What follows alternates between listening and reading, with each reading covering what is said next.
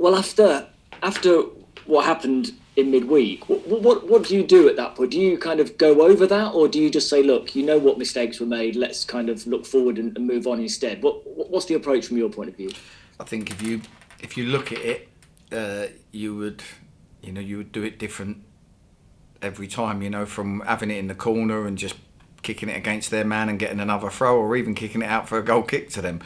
But we're trying to be clever still in the corner, and we invite that clearance, and then we can go and head the clearance, and we don't. And it's just something that wouldn't happen another 99 times out of the 100, and that's the hard part, because I thought the team, we wasn't brilliant by any stretch of imagination, but the guts and the energy and the work rate. I mean, we were out on our feet at the end, and I thought we'd grafted to what it would have been a sort of tough 1-0 away win, a classic away win where you graft, you defend, and you have the odd moment of a bit of luck here or there, and you come away with a win, and it gets you going. And obviously, when you're not getting the win, a deflected shot or a moment like that changes everything.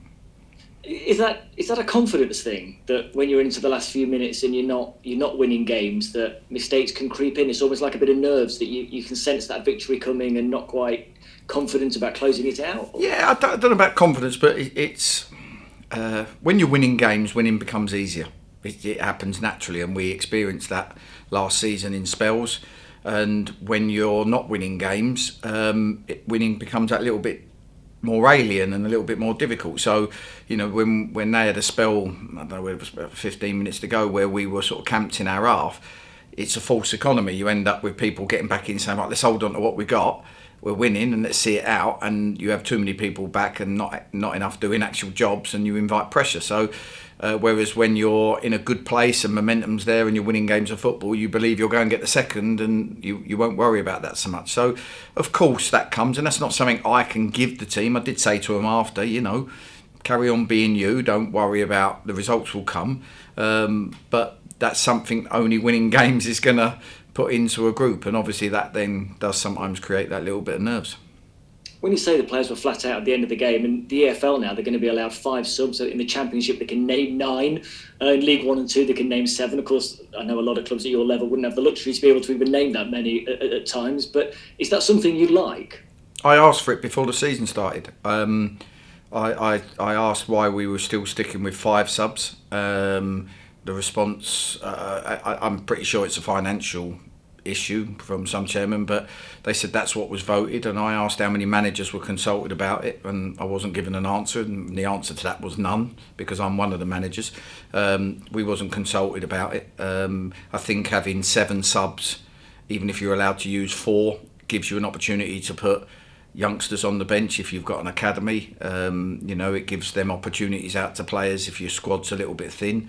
But as a manager, like I say, we go without a goalie some weeks, because some games you look and go, I need cover at midfield, I need a fullback, I need a centre half, and I want 2 forwards to change the game, and that's 5. You're 5 already, and you haven't even been able to put the goalie on the bench. So it does seem wrong. A lot of the time our league do go in line with the EFL, so I'd really like to think they follow suit. And I asked for it particularly this season with COVID, with a season cramped into 5-6 weeks less than normal. I asked for it for that reason. I thought the welfare of the players would be more beneficial having more options, and like I say, I hope it's something they change their mind on. Yeah, well, given that you are going to have so many games from now to the end of the season, could you see yourself using 5 subs in a game regularly if you were given the chance to do that? Absolutely. And at the moment, I'd like, I mean, I'd come back from that. I'd be happy even to have the option of 7 and only using 3. It's the options on the bench, because as a game goes on, you'll make 2 subs that might tactically change the game, or you might have to make one early from an injury. And you always need to keep 1 sub in the back pocket a little bit, because if you make 3 subs on the hour, there's a good chance something is going to happen in that last half hour. A player gets cramp or goes down, and you've used all your subs up. So, I have asked for it for all the right reasons, for the welfare of the players, but as I say, it would certainly be something I would love to see come into our league. I'd like to ask you about fans as well, because I think many of us had perhaps given up on the idea of having fans in grounds at all this season. But earlier this week, there was some noise from the government that they were starting to get round to the idea of maybe seeing spectators back into the ground. Clearly not full houses, but getting some in.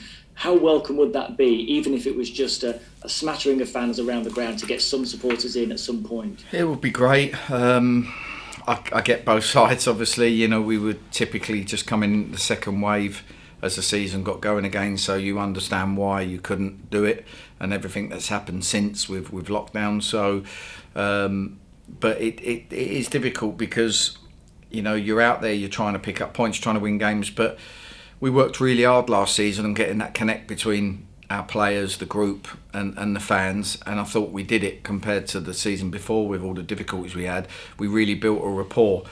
And it's really, really difficult because, you know, any new signings haven't been able to build that rapport. The players that we had here last year haven't been able to. And I miss that. And, you know, even if they're venting their disappointment with a performance or spelling a game, it doesn't matter. That's part of football. Just to have them there doing it is a good thing. So, yeah, I miss it. What about Chesterfield then? Change of manager, of course, for them. So what impact is that going to have on them, do you think? What are you expecting? I don't know. I watched 3 of their games yesterday to try and do my homework. So did my analysis guy, and then he messaged me saying the manager's gone, and then it could go out the window. They might stick with the same. Who knows? At the end of the day, I always try and think, you know, and even when we play against teams now, you know, just focus on us, because if you know, yes, we'll look at the shape and we'll try and work out what their strengths and weaknesses are with their players, but you know, if I can't get my group right and fit and well and at it and focused, then it doesn't matter who we play, we probably won't get the result. So I'll try and pick my players up from the, you know, disappointment of the last minute goal the other day, get them focused, and, you know, we just got to keep chipping away at trying to nick a win somewhere and build our confidence and go from there. They're one of those clubs, aren't they, that sort of highlight how tricky this division is. A club that, you know, most of the time have been League One and League Two, and they've come down to this division, and just how hard it can be to get out. And you get those clubs that suddenly find themselves just struggling to get out of it. Yeah, you know, I remember speaking to the AFC Wimbledon guys when I first took over, and they were saying that, you know, they had 1 year really where they had a group that was capable, and they knew if they didn't get out of it in the playoffs that year, then they probably wouldn't have got out of it. They'd probably still be in there now. And it was, you know, they managed to do it. But, you know, you look at a club like Luton, you look at where they are now in the Championship. Luton were down here trying for ages. It's just, it's the hard part is, and as we all know, the one automatic spot makes it really difficult. You know, you have to win the league to guarantee yourself promotion. And that's the hardest part. I think if we were very in line with League Two, you look at League Two, 3 get promoted automatically. You know, and that makes a huge difference. It puts the percentage chance up massively. So that's what makes it tough. And ultimately, I can't guarantee we'll win the league. I can try and push to be at the top end of the table, and then the fine margins will come into play.